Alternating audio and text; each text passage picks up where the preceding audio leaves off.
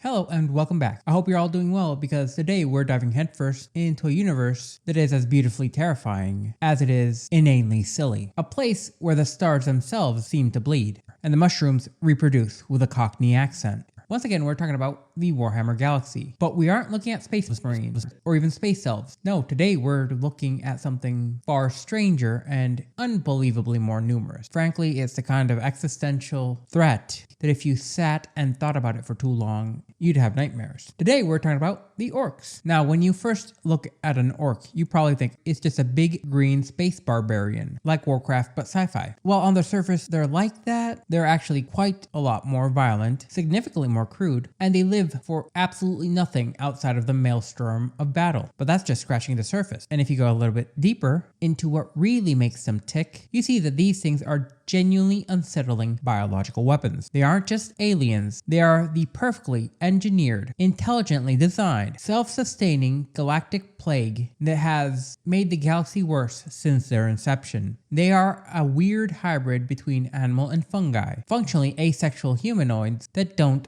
need a civilization or anything like that to reproduce on scale. They just release spores when they die, designed to outnumber almost every single intelligent starfaring species in the galaxy, including the incredibly fast-breeding humanity. They are one of the tantamount threats to the galaxy, only truly superseded by the Tyranids, and that thought itself is terrifying on its own. But here's where it gets weird. To understand their history, we'll have to look at the shadows of galactic history. You see, the orcs didn't just evolve naturally, they were built 60 million Terran years ago during the cataclysmic conflict known as the War in Heaven. And they were made by the long-vanished reptilian species called the Old Ones. In order to fight this conflict, since they were essentially big-brain boys, they created the orcs and the elves. Except they didn't build the orcs to be the crude, ramshackle mix of a southern good old boy and a Cockney football hooligan they are today. They actually built something known as the Korg, and according to ancient records from the Eldari and the Necron, the Korg were truly magnificent, terrifying giants, some standing up to 12 meters tall, wielding highly advanced technology. But then the Old Ones vanished. Potentially they were extincted and their empire shattered. And just like a lost colony cut off from their homeland, something started to shift. The Korg regressed in intellect and in culture. Over millions of years, they devolved into smaller, cruder greenskins, which are the orcs we know today. We don't know if it was because of a plague, a revolution, or just the intentional slow decay of their genetic memory. However, there is at least one 12-meter specimen said to still exist, locked away in a high-tech museum by the legendary Necron collector, Trazyn the Infinite, as a silent yet haunting reminder that could be used as a weapon by him at any point in time, essentially releasing the Orks back into the galaxy on a whim. Now we fast forward from the War in Heaven, past the collapse of ancient empires, and into humanity's dark age of technology, tens of thousands of years ago, when humans were exploring and quickly conquering the stars with technology verging on that the Eldari inherited. They weren't just exploring, they were exerting their right to conquer the stars. For a time, they believed that they were on their own, dominating a galaxy filled with little to no intelligent life other than themselves. And then they met the orcs. Old legends say that when the first humans and the first orcs met on some forgotten, airless world in the middle of nowhere, they didn't talk, they didn't trade. They just looked hard at each other, drew their pistols, and blasted right at each other at the same time, like truly destined rivals, made perfectly for each other. That single isolated moment would set the tone for their interactions for the next several millennia. And so humanity and the orcs have been locked in a perpetual, permanent, bloody embrace ever since. In fact, out of everyone in the galaxy, humans are openly expressed to be the orcs' absolute favorite enemy. They just seem to love fighting us. We're their perfect counter. We make fights fun. During the Age of Strife, the orcs would expand as a reaction to humanity to an ungodly, unbelievable degree. The Emperor of Mankind himself had to directly lead a massive military campaign in order just to break up their largest armies, shattering the orc empires. Believing that they had finally relegated the Greenskins the walking fungus to a minor threat in the background of the galaxy, humanity celebrated. But much like everything else, human hope in the 40th millennium is a fragile thing. Eventually, a warlord known as the Beast would arise, nearly conquering the entire galaxy in a WAAAGH so massive it makes Gazgul Mag Urukdraka look like a child playing Dwarf Fortress, and he's realistically the only person even remotely close to uniting the Orks as the Beast. But what makes the Orks truly terrifying, and honestly it's a little hilarious how it cuts both ways, is how their technology actually works. The old ones didn't give the Orks individual powers like they gave the Eldari, psychic abilities, the skill of reincarnation, etc. They didn't make them wizards, they didn't make them sorcerers. Instead, they gave them a collective psychic ability known as a Gestalt field. That means that if enough Orks believe something is true, they literally start to use their collective psychic energy to bend reality into shape and make it happen. Think about this for a second. Their weapons and vehicles are made out of literal scraps of metal, bolts, and general garbage. If a human tries to fire an Ork gun, its ramshackle nature means that it's likely not going to work, since it's most likely a piece of junk that has an incredibly low chance of actually functioning. So it basically remains a heavy piece of pipe, doing absolutely nothing. However, there are cases, including the legendary and renowned Commissar Caiaphas Cain, hero of the Imperium, who has actually been able to use Orkish weapons and tools to some degree of success. They're unreliable, but they have been able to function at times, and so have the Iron Warriors been able to get Ork vehicles to function. But in the hands of an Ork, it will almost fire flawlessly every single time. It fires those rounds as easily because the Orks believe it will. They paint their rockets yellow because they collectively believe yellow makes bigger explosions, increasing the probability that it happens. They paint their vehicles red because they believe red will make them go faster, so the probability of it being a faster vehicle will increase. And because thousands of Orks believe it, the universe will sigh and increase the chances of it actually happening. Now, there are times when an Ork will believe something and then it won't go their way, but then the Ork shortly dies and that's not part of their narrative anymore. Their genetic code also has the blueprint for machinery hardwired into their DNA, managed by a caste called Odd Boy, who build deadly weapons entirely by instinct. There's no university, there's no school, there's no teacher. You just figure it out as you go. The only saving grace for the rest of the galaxy is that the Orks are so unbelievably utterly incapable of getting along that they collapse anytime they build into really great numbers into some of the most violent and idiotic infighting possible. Even the Primarchs didn't fight amongst themselves as much, and they went so far as to have a civil war. But every now and then, a leader strong enough to crush his rivals and rally the forces emerges, and a massive, unbelievably destructive WAAAGH will begin. It's part holy war, part migration, and it rolls across the stars like an unstoppable tide. But if they were ever truly unified, if they ever stopped fighting each other and looked at the rest of the galaxy with a singular purpose, the odds are ever in their favor that it would be all over for everyone else. It is likely, though not guaranteed, that every other species could be crushed beneath a great green tidal wave. But for now, they remain functionally a chaotic, reality-bending band of misfits that are just as likely to destroy each other as they are to destroy you. So let's jump forward to the 30th millennium and the Great Crusade era of humanity. At this time, the Emperor of Mankind has just unified the entirety of Earth, built his massive Space Marine legions, and decided it's time to reclaim humanity's right to conquer the stars. But as humanity pushes out into the dark once again, they start bumping into these massive Ork empires scattered about randomly in space, which had been festering in the vacuum for millennia on end. And in one of the most deeply unsettling encounters in an area of space called Talon's Reach, on a scrap of a world known as Goro. Now, when I say scrap world, I want you to picture something of cosmic horror, but not as a normal planet. Rather, it's an engineered pile of trash, just jammed together in space and rusted out to the point that even looking at it gives you tetanus. Filled with not only rusted out garbage, but forgotten technology. And this world was completely and utterly dominated by the Ork tech caste known as Mech Boys. What makes it give off an even eerier vibe is that the Orks were playing with a completely anomalous form of plasma technology that doesn't really exist anywhere else, even amongst other Orks. It's just a random thing they made. It was a localized, bizarre scientific anomaly that shouldn't have ever existed because it actually went against both the scientific and the sorcerer's interpretations of what plasma should do. When the Imperial fleet showed up, they attempted to blast the planet from orbit, but the planet just absorbed it. The rusted layers of scrap and trash were so thick and dense that an orbital bombardment did nothing but shift the garbage aside. So the Emperor then decides they have to hollow it out from the inside and blast it. Let that sink in. The Imperium, whose emergency protocol is glass the planet, had such a difficult time glassing a planet that they decided it was easier to drill into it and blow it up from the inside out. To send their soldiers into a pitch black metallic tetanus-ridden bowels of something that looks like Unicron, but worse. While the Emperor of Humanity, the most powerful psyker to ever exist, leads a charge into the bowels of hell, alongside his favorite son, the Primarch Horus, and their elite guard. When they get there, they realize that these aren't your average orcs. These things are massive, even by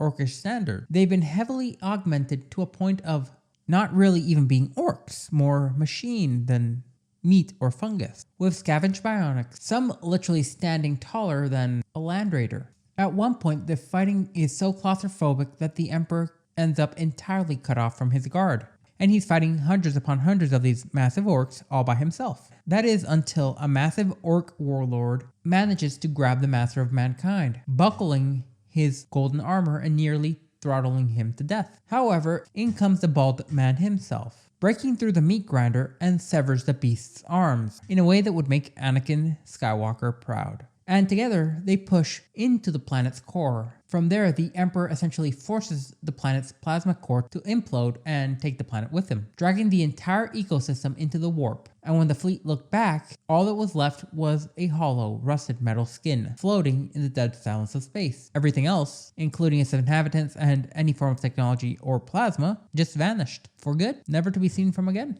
But this was just a warning shot of what was to come. The real test would come at the tail end of the 30th millennium, with the Ulnar Crusade. This was the absolute high watermark of the Great Crusade, and it was an apocalyptic clash against an Orc Overlord, a title that is rarely used and realistically more uncommon than even the title of than any other, named Uruk. And this guy had built a pocket empire so massive and so unbelievably entrenched that the Imperium had to throw literally everything, even the kitchen sink, at it. We're talking about deployments of multiple Space Marine legions at full force. Not some, not the majority, not 90%. I mean the entire legion and their Primarch, along with over 8 million regular human soldiers, in a rather classic, brutal military all-out assault. Horus and his Luna Wolves would spearhead the assault directly into the heart of the Overlord's Fortress Palace, which was a massive alien castle surrounded by millions upon millions of screaming Greenskin. Horus and his elite Justarian Terminators fought their way to the throne room, only to find themselves face to face with Uruk, alongside 40 massive, oversized knob bodyguards. And it was an absolute bloodbath. Horus used his unnatural demigod-like speed and power to hack through the bodyguards until he faced the Overlord himself. And here the Primarch shows why he's a Primarch and completely overpowers this Overlord, lifting the broken body up onto the roof and throwing him with a broken back, as if he were the Batman, screaming off the battlements into the crowds below. Now, you remember that psychic gestalt field that we talked about earlier, where the orcs would believe something and it would actually come to manifest? Well, this is actually a double-edged sword, as the moment the orcs saw their supreme leader toss around like trash from their tower, the psychic link snapped and sent a reverberation, causing an absolute panic, as they believed that they would lose. And that belief was so total and complete that the battle and the retreat itself turned into an absolute, complete, and utterly undeniable slaughter. When the dust finally settled, the throne room and every single orc and Imperial Terminator was dead, except for First Captain Abaddon, who was found standing there utterly drenched in gore, like the delicate genius he is, with mountains of bloody, broken bodies surrounding him. This was a monumental victory, and it felt like a grim moment leading up to a truly golden age, right before that dream of a golden age could vanish.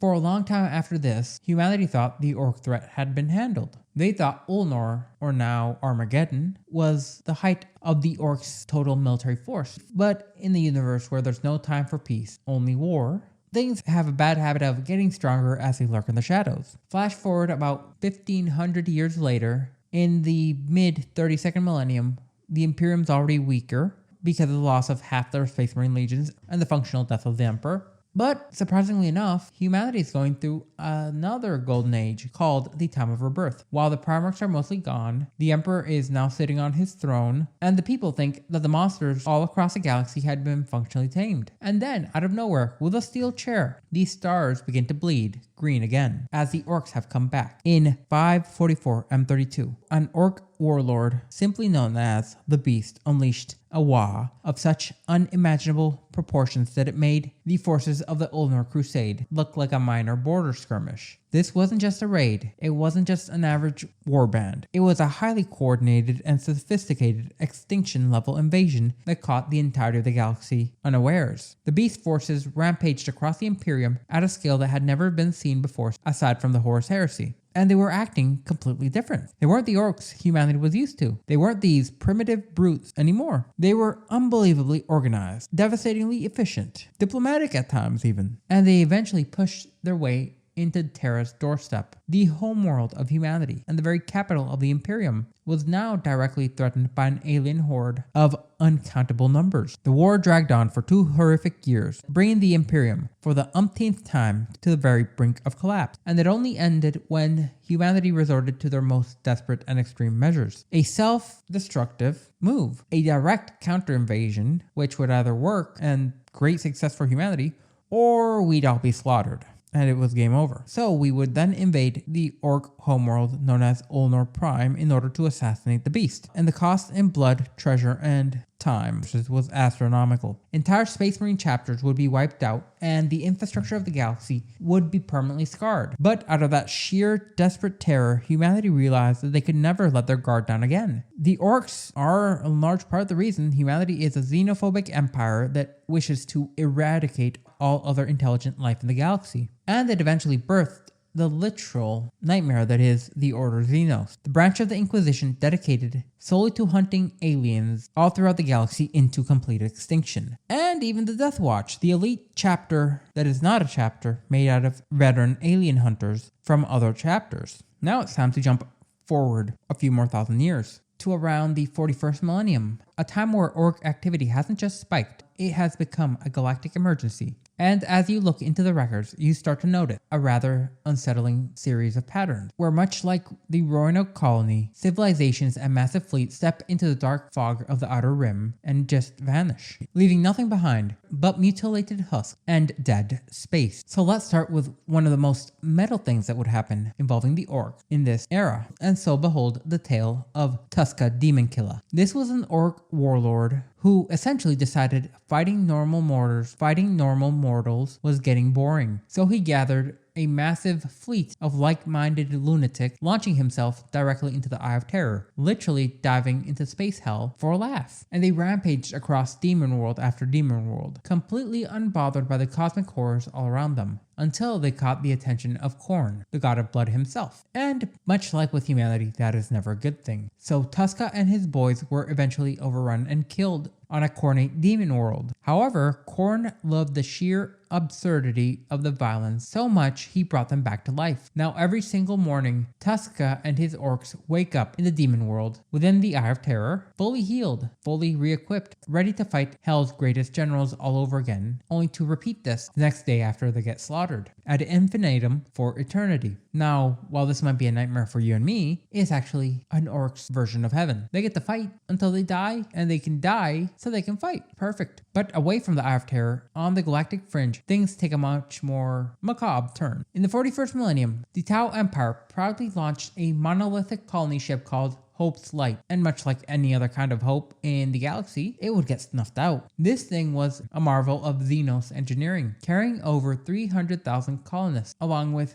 cadres upon cadres of warriors, deep into the unknown in order to seed a new world. They sailed out into the dark, and then absolute silence. No distress signals, no debris, everything's just gone. A standard decade later, a monstrous, rusted, heavily weaponized nightmare of a ship and emerged from that very same patch of dead space. It seems the orcs had boarded it, slaughtered everyone inside, and cannibalized what the Tau believed was a beautiful colony ship and turned it into a vanguard of terror called the Taukila. This terrifying lack of awareness caused something similar to happen on a world called Hepstaline, as a rogue trader known as Maximilian Trust uncovered priceless ancient archaeotech from the Dark Age of technology, and naturally, instead of worrying about the local orc tribes closing in, an inquisitor showed up demanding Trust handed over, and the two humans had at it. Being so blinded by their own bureaucratic-fueled idiocy, they fought a brutal 3-month-long civil war over these weapons, completely ignoring the green menace. And while they were locking blades in the dirt, the trees literally began to scream as hundreds of thousands of orcs, led by a city-sized scrap robot called a Stampa, burst through their perimeter as both Imperial forces would be utterly and totally annihilated to the last man, and the priceless godlike technology they were fighting over was simply smashed apart for scrap metal in order so the orcs could have more vehicles. Now going forward, the timeline starts to pull things that are completely hilarious. If you think an orc warlord modifying reality itself is wild, well, let's talk about warlord Grisguts. This guy was a noted kleptomaniac who launched a massive campaign into the Morlock system just for funsies. To get there, his fleet had to travel through the warp, but the warp doesn't care about linear time, and Grisguts' fleet accidentally dropped out of the rift before they had originally set out. So they were back from the future, and Grisguts looked at the window and realized his ship was right beside his own ship, with his past self on it,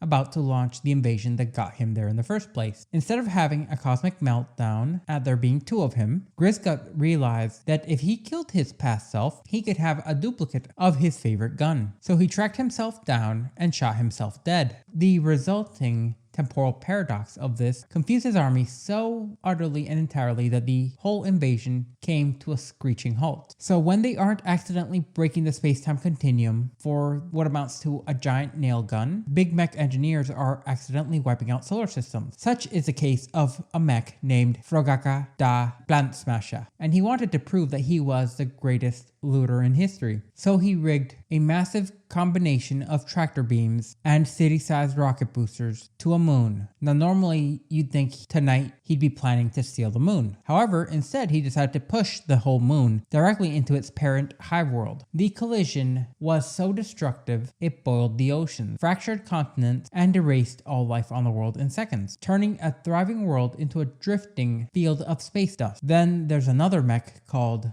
Grasbork, who built a gun so powerful that it accidentally ran in reverse and struck the entire planet inside out. How exactly that works, we haven't the foggiest. But it drove the planet he shot it from into his space hulk, creating an asteroid field billions of miles wide. Entire populations, cultures, technology, planetary histories turned to gravel because a green alien wanted to outdo Kentucky Ballistic, and on instinct pulled the wrong lever. All of these isolated nightmares, all of these scattered wars against the Tau, the Eldari, and Space Marines were ultimately just kindling for the main event. In the final years of the 41st millennium, Gazgul Mag-Uruk-Thraka, the undisputed prophet of the Orc gods, returned to a hive world known as Armageddon, which used to be Ulnor, the homeworld of the Orcs' greatest empire, sparking a war of grinding attrition so massive that it drew reinforcements from thousands of light years away. But right when the war reached its absolute bloodiest peak, Gazgul suddenly looked up and claimed he had received a vision from the gods. So he just walked away. He boarded his flagship, raised the French flag, and left his own massive army behind, because he realized that Armageddon was just a distraction. So he traveled to a world called Octria, where millions of orcs had gathered under his banner, to the point that the collective Gestalt field reached a terrifying critical mass. The psychic energy became so dense and volatile that it caused a group of orc mad boys, psychic orcs basically, to vomit up forth colossal, blinding waves of psychic green force. And it wasn't just a local flash, it was a psychic tidal wave that rippled towards the literal edges of the galaxy, then bounced back, reverberating. Every single psychic soul, every sorcerer, and every navigator in the Imperium felt the echo through the immaterium. It wasn't just a localized cosmic shiver. It was pure, unadulterated terror on a galactic scale. The largest amount of WAAAGH energy humanity had seen in 8,000 years. As it seems, history isn't just rhyming anymore, it's synchronizing. With the green-skinned monsters in the dark finally looking in the same direction. It seems the galaxy might just be running out of time, and it's not just the Tyranids coming for the throat. So with the history mostly out of the way, let's move on to something else. In particular, Orc society and their culture. Up until now, we've generally talked about their history, and how they're biological weapons, and the reality-bending belief system that makes them so powerful. But how do they actually live day to day? Because on the surface, it looks like pure, unadulterated, true anarchy. But if you look closer, there's a terrifying realization. Even in anarchy, there is structure. Working like clockwork perfection, systems of power. But for the Orcs, it's less a civilization and more of a sentient, belligerent ecosystem that completely replaces whatever it touches with more of itself. In human history, we have had stories of colonies completely vanishing into thin air, leaving behind empty buildings and silence. With the Orcs, it's the exact opposite, but just as eerie. You can have a completely abandoned, irradiated, toxic field of death, razor-sharp razor wire covered in salt, rust, and lemon juice, or a frozen world of ice and snow in the deepest corners of the galaxy, where nothing should be able to survive, or even want to be. Humanity will usually leave places like this alone, thinking it's gonna be a ghost town forever. But then a single ragtag band of Orcs crashes their ship accidentally into the planet's underlying structure, and just within a few solar weeks, an entire fully functioning murderous society blossoms out of the nothingness. Imperial scholars are so baffled by how fast the Orcs multiply that some honestly believe in the Vandermeest theorem, a wild theory that Orcs don't just reproduce, that they inhabit an alternate pocket reality of warcraft and turbulence as they literally fall through the fabric of space and time, fully formed wherever a fight is happening. Whether it's wind-blown spores or literal accidental reality hopping, the conclusion is much the same. They're basically like roaches. If you see one, there's more somewhere, but there's a lot more of them than you could ever imagine. As with the Orcs, there'll be an entire society already growing beneath your feet. Now, if you were to sit down and try to study an Orc settlement, the first thing you'd notice is that their language doesn't even have the word for diplomacy. They solve every single dispute by throwing hands. To the Orcs, the world is Boston, and violence isn't just a tool, it's a literal language. They use pain and brutality to communicate ideas to one another. Because of this, their entire social hierarchy is beautifully simple, yet astonishingly complex. Might makes right. There is no royal bloodline, no political elections, no military promotions based on merit. It's entirely based on whoever can bonk the other over the head with a bigger stick. Think about this for a second. The more an Orc fights and survives, the larger they physically grow. The bigger it gets, the more respect and authority it automatically receives from other Orcs around him, allowing him to fight more and beat up other Orcs easier. And at the absolute top of the food chain is either a warlord or a war boss. They are monstrous killing machines that can reach up to 10 feet high, and they're also wider than a fully armored space marine from shoulder to shoulder. They hold dominion over entire star systems simply because days be bigger, which allows them to beat the daylights out of anyone who says otherwise. Underneath them are knobs. These are larger and richer, also more aggressive than your standard Orcs, and they act as a ruling class, consistently reminding the regular infantry, the boys, who exactly is in charge. It's a society completely devoid of complex morality. So if you have something that I want, and I'm bigger than you, you don't have something I want. I have something I want. And they find the concept of human affection completely alien. Instead, they experience this sort of battle bliss that serves as a version of both joy and hate, love and sorrow all rolled into one beautiful violent emotion. But here's the catch. Orcs are incredibly lazy, and they also have, oddly enough, zero patience for those who are lazy. Add to that they have the attention span of a goldfish who is literally swimming in a tank full of Red Bull, means that while they technically don't need sleep, they can literally pass out if there's nothing to kill or do. If a big enough boss isn't around to keep them focused on an external enemy, their entire society collapses immediately and implodes into a self-destructive wave of violence. They even view things as military strategy as completely anarchy. So you have to ask yourself, how does a race this stupidly aggressive maintain any advanced weapons or build massive spaceships, or even run a galactic empire? And therein lies their genetic engineering. The creators of these green abominations hard-coded specific professions directly into their DNA. They have a caste called odd boys, which include mech boys, who understand mechanical principles of technology at an instinctual level without any training. But the real unsung heroes of the orcoid races, because they're all orcs regardless of what they are the Gretchin and the Snotlings. These are smaller, diminutive orcoid subraces that are even more numerous than their larger kin. The Snotlings are tiny, simple-minded creatures that mostly just tend to fungus. But the Gretchin, they run the entire background economy. While massive orc boys are swaggering around and picking fights, looking for things to blast, the Gretchin are preparing the food, hauling the equipment, running the highly lucrative black market businesses that keep the Orc Empire functioning at all on the side. They brew fungus beer, roast their cousins the squigs on sticks, and even coordinate bets when fights or WAAAGHs break out, only to loot the corpses afterwards. It's a bizarre reflection of a functioning society, especially since the Gretchin don't even resent their brutal masters. To them, getting kicked by an orc is just a fundamental law of life, like gravity. It's perfectly balanced, as they are genetically hardwired machines of conquest. The smaller ones are hardwired to run the infrastructure, and the middle ones to do the fighting, with the biggest ones to steer the ship into the next solar system and lead them into a greater WAAAGH. It's crude, it's brutal, but it's functional. And that makes them completely oblivious to the existential dread of reality. Up until now, we've functionally talked about how chaotic their empires are, how they rise, they conquer, then they fracture into nothingness, leaving behind empty star systems like some kind of Roanoke colony. But beneath this constant cycle of collapse is something immutable, something etched into their very marrow.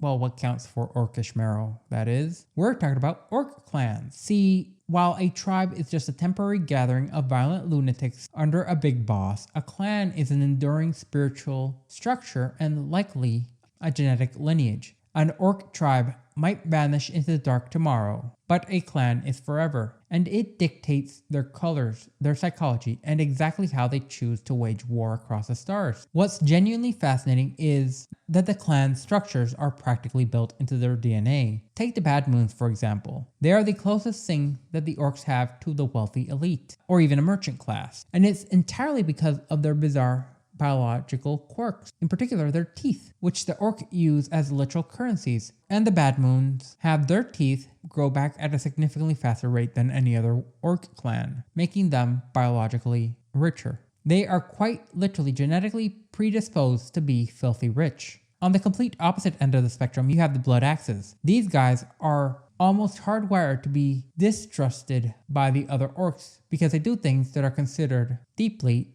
and unsettlingly unorky. These things include wearing camouflage, using stealth, and actually drawing up tactical battle plans along with following them to an orcish degree, which realistically is move in that general direction. Don't shoot until we're at that general direction. To a normal orc, the Blood Axes are acting like a disciplined soldier, and this is practically a horror story to them. The rest of the big six clans are divided into the different aspects which make up the orcish psyche, and are functionally hyper-focused on their archetype. You have the Death Skulls, who are superstitious looters and scavengers, capable of stripping a battlefield down to nuts and bolts before the smoke even clears. Then you have the Evil Sons, who are utterly consumed with a pathological addiction for speed, noise, and engines. If it goes fast and screams loud, they want to ride it into battle. You can contrast them with the Goths, who are brutal but cunning traditionalists of the close combat persuasion. They think guns and vehicles are for cowards, preferring just to walk up with a massive axe and cleave whatever is in front of them in half, kind of like an orcish world eater. And finally, you have the Snakebites, the ultimate survivalists who completely reject modern society, choosing to return to the orcish equivalent of monkey, living a rugged, primitive lifestyle alongside their massive, terrifying beasts of burden. But it gets even weirder when you look at the orcs who reject the clan system entirely. These outcasts are ones who disappear from the broader orc culture and form their own strange insular societies deep in the void. The most famous of these are the Freebooters, spacefaring orc pirates who have been exiled from their tribes and sail the stars under a green skull and crossbones. You also get these specialized cults of complete maniacs, such as the cult of speed, who are beyond addicted to velocity and nothing else, to the point that it is basically a religion where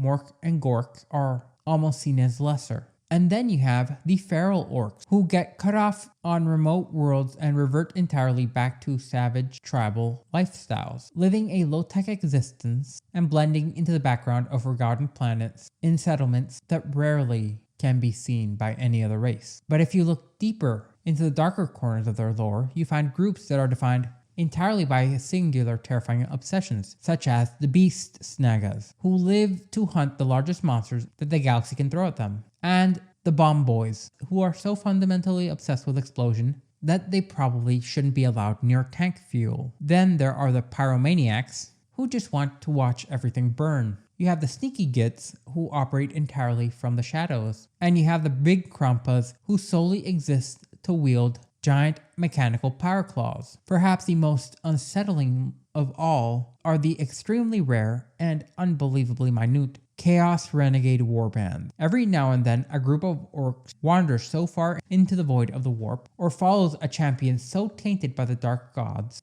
that their genetically engineered minds are twisted into something completely unnatural, abandoning their green gods Gork and Mork to functionally serve the horrific entities of chaos. And while unlikely, they serve as the exception that proves the rule true. Orcs don't usually fall to chaos, unless they do. With that out of the way, I think it's time for us to move on to their biology. And what really makes the orcs dangerous isn't that they chop you up into pieces with a giant axe, it's that they're functionally, physically, and biologically designed to be almost a completely unkillable threat. Individually, you can kill as many orcs as you want, but they spread like wildfire. With the orcs, you can have a planet where a massive war happened and you completely crushed their armies. The Imperium comes in and then has to sanitize the cities, leaving the world completely silent and dead as decades pass and people think that the threat is fully gone. But down in some deep, damp corner of the soil, something is waiting. Adult orcs are constantly releasing invisible fungus spores deep into the environment. And this is made even worse when they die. Those spores can sit in the dirt for years on end, completely dormant, until suddenly, what used to be barren soil, a new generation of orcs, Gretchin, and other monstrosities sprout, like dandelions, but worse. Once a world is touched by the green tide, odds are it's fundamentally changed forever, unless you're able to burn every single square inch of the planet where an orc has been to ash, or cleanse it in some other way, shape, or form. If you cannot do this, it's likely that they will always return. Not guaranteed, but highly likely. So what actually happens when you put an orc on a dissection table, you might ask? What are these things? Imperial scientists, specifically magi biologists of the Adeptus Mechanicus, have studied them for millennia, and their findings are quite terrifying. An orc is not a normal animal.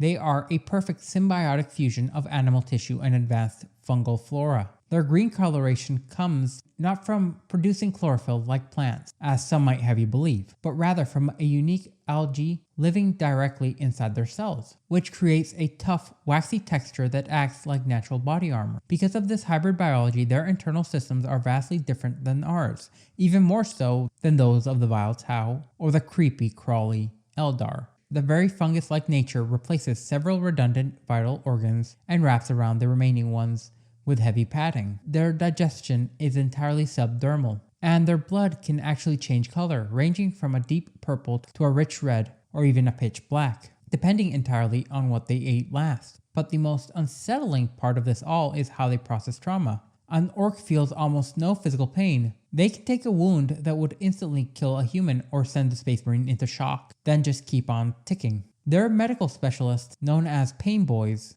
operate with surgical tools that look like they belong in a 19th century torture horror movie. They don't even use anesthesia or sterile environments to operate. In fact, an orc can become completely decapitated and simply have their head sewn onto an entirely different orc's body just to survive the experience. And he will literally wake up a few hours later, slightly confused, and immediately ask where his gun is. At some point, you have to ask the ship of Theseus question with orcs. If they keep replacing bits of themselves and having other bits blasted off and surviving, how long until one orc is just a completely different orc? What makes the entire biological machine function so perfectly is that the orcs don't travel alone. They carry entire self-sustaining ecosystems inside their genetic code. When the orc spores drop onto dirt, they don't just grow more orcs. The biological fungal blueprint automatically determines what the environment needs to be in order to make more orcs. It might sprout a Gretchin to build a camp,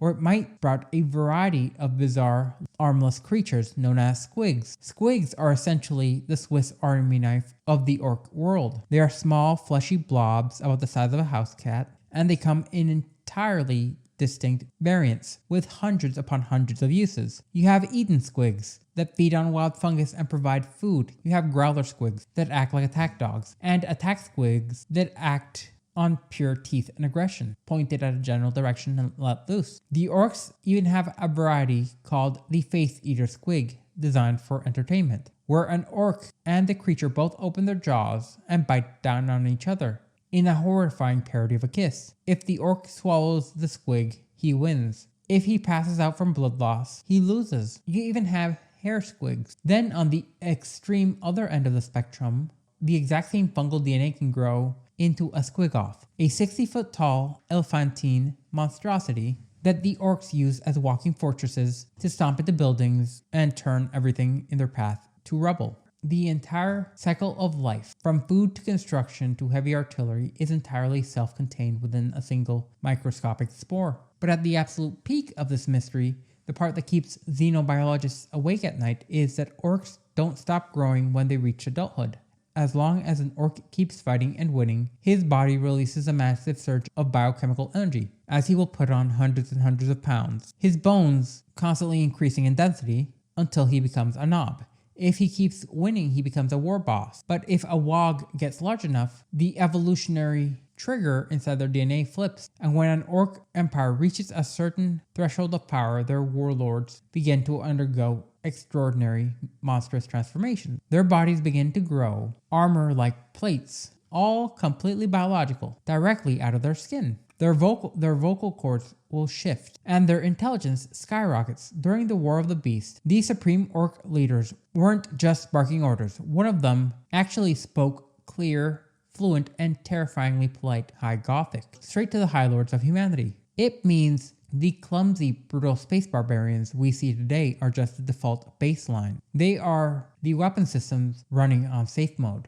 This brings us back to the question, who built them and why? The oldest legends say that millions upon millions of years ago, a group which the orcs refer to as the Brain Boys, which modern scholars believe the actual reptilian old ones, genetically engineered the orcs to fight in the ancient apocalyptic war against the necrons. So they created a hard-coded technogene and instilled it directly into the orc's genome. It's a similar concept to how a newborn horse can stand up and walk within 30 minutes of being born. It's pure unlearned instinct. And the old ones refined that concept to the nth degree, with advanced mathematics and engineering all built in. An orc mech boy doesn't need to go to school to learn how to build a plasma engine or a starship. He just looks at a pile of rusted metal, and the technogene inside of his DNA releases a flood of ancient genetically encoded information. His hands will move on pure reflex, building deadly weapons entirely by instinct. These creators vanished from the galaxy 60 million years ago, completely disappearing into the fog of history like a lost civilization. Unfortunately for us, they left behind two of their most dangerous weapons, the Eldari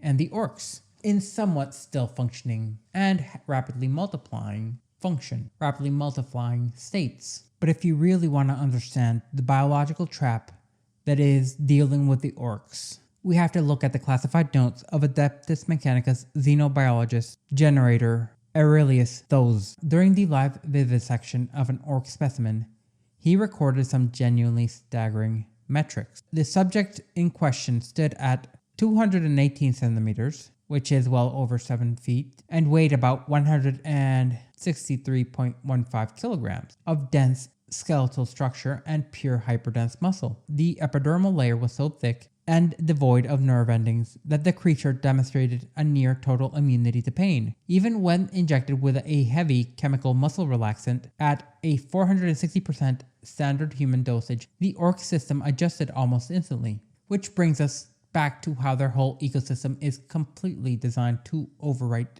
a planet. The moving orcoid ecosystem functions like a perfectly timed underground biological assembly line. When these spores land in the soil, they don't just grow into adult warriors right away. They plant a fungal womb in the ground that nourishes the ecosystem in stages. First it sprouts wild funguses and the basic squigs. Then comes the snotlings to cultivate patches, providing food, drink, and primitive medicine. The next generation is the Gretchin, who emerge to construct the actual settlements. Only when the infrastructure is completely ready to be built will fully formed orcs step out of the wilderness.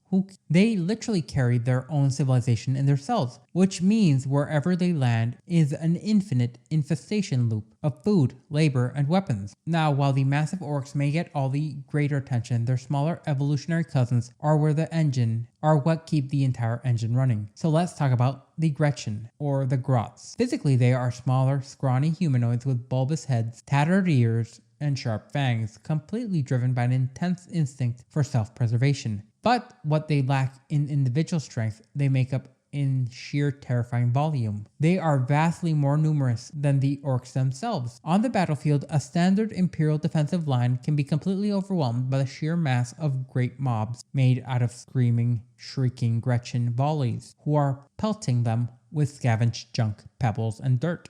They become a particularly annoying nightmare to deal with during naval boarding actions, where the large orcs are tying down a spaceship's primary security forces. Scores of wily Gretchin will squirm through the tight air ducts and maintenance corridors as they avoid the front line entirely. Instead, they systematically sabotage the entire vessel's maintenance and machine components, destroying the void shield generators or overriding triage stations full of wounded. By the time the ship's captains realize what is happening, the internal organs of the ship have been so completely hollowed out by thousands of scavenging, looting hands that it ceases to function. At the absolute bottom of the evolutionary ladder is the snotling, or snots, and they look like tiny miniature Gretchin, possessing almost no violent tendencies, to the point you might actually be able to keep one as a pet.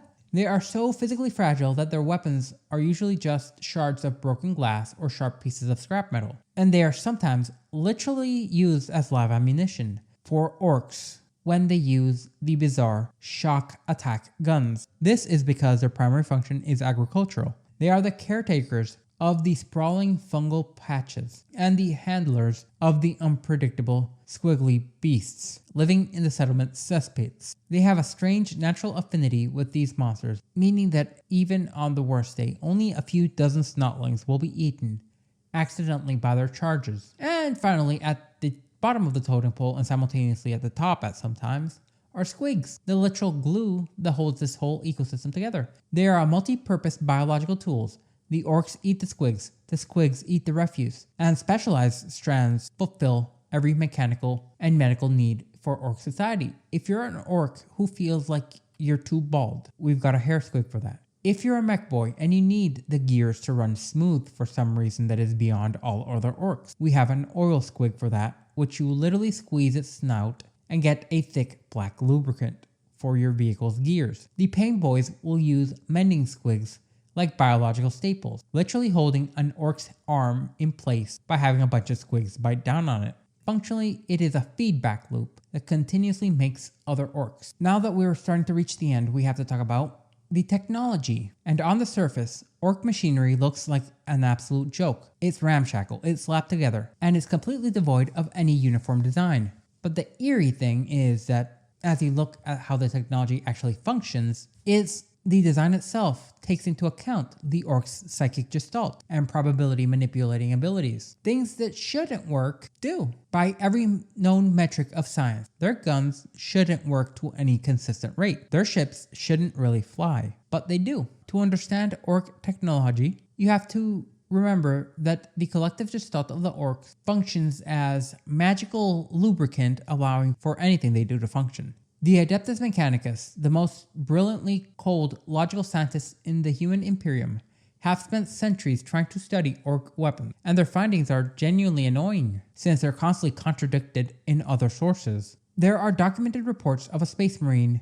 prying open a captured orc pistol, known as a slugga, only to find that it isn't a gun at all. There's no functioning mechanism, there's no barrel, it's literally just a metal box filled with loose bolts of scrap. On the other hand, you have individuals like Caiaphas Cain, hero of the Imperium, who has driven orc vehicles by himself, shot orc sluggas by himself, and have them completely function, along with there being multiple cases of Chaos Space Marines operating orc technology. Now, some sources will tell you this is because the technology will only work thanks to orcs believing in it, causing the universe to bend to its will, while others point to the fact that the orcs' psychic abilities are much like the sorcery of the Thousand Suns, where some are actually able to manifest their desired outcomes, while others just improve the probabilities of their technology working. Orc technology functions on a wide sliding scale, depending on the source. Because of the constant chaotic stream of poorly thought out experimentation, every single orc warband looks completely different, as they are constantly trying to outdo each other, building the biggest guns, the loudest war buggy, or the most massive lumbering combat walker, often referred to as a gargant. The architects of this madness are known as mech boys. These are the engineers of the orc species, driven by the same genetic intellect we talked about before. They don't study, they look at a pile of garbage, and they already know more than you with your doctorate's degree in engineering. However, what makes them truly terrifying is their ability to scavenge wrecks and salvage anything they get their grubby hands on. In human wars, if you blow up an enemy tank, you cross it off the list and move on.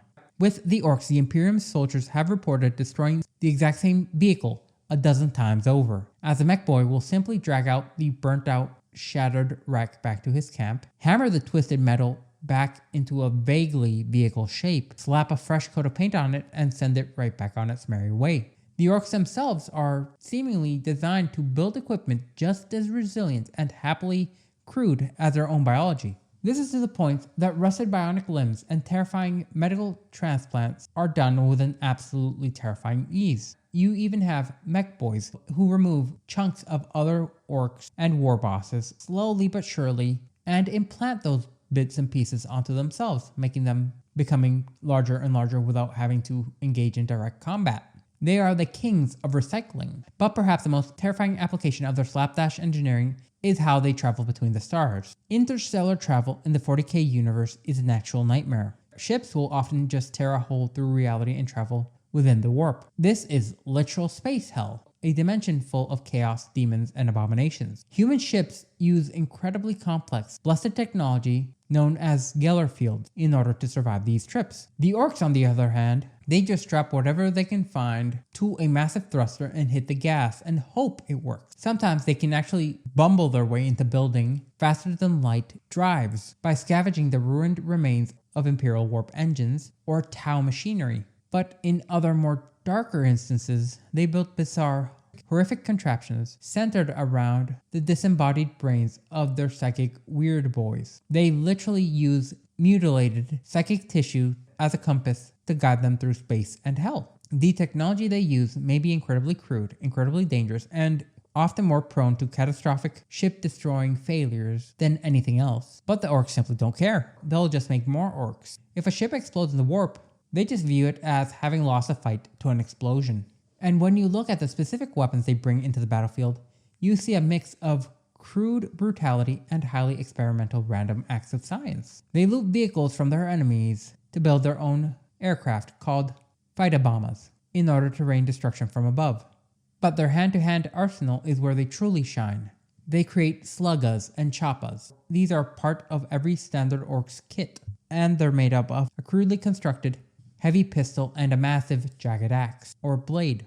You've got burnas and stick bombs, high-yield flamethrowers, and primitive stick-mounted grenades that somehow produce devastating explosions, even though half the time they don't actually have explosives. You have Deathcopters. These are essentially crude, open-air helicopters piloted by speed-addicted renegades, and they strap their bodies with oversized bombs, perfect for an orc who either goes out in a blaze of glory, blowing you up, or is able to drop his payload above you by stripping, well, bare naked. You have things like def guns, massive shoulder-mounted weapons. These are usually created when an orc brings a broken pile of enemy guns to a mech boy and asks them to make it more killy. But the absolute pinnacle of their small arms technology is the Shaka tac gun, built only by the most experienced, which in orcish terms means lucky to be alive for multiple attempts at it, mech boys. This weapon doesn't fire plasma or bullets. It creates a localized microscopic tunnel directly through the warp, and the orcs will take living snoutlings, those tiny, terrified little creatures, and use a vacuum to suck them into a gun and fire them through hell itself.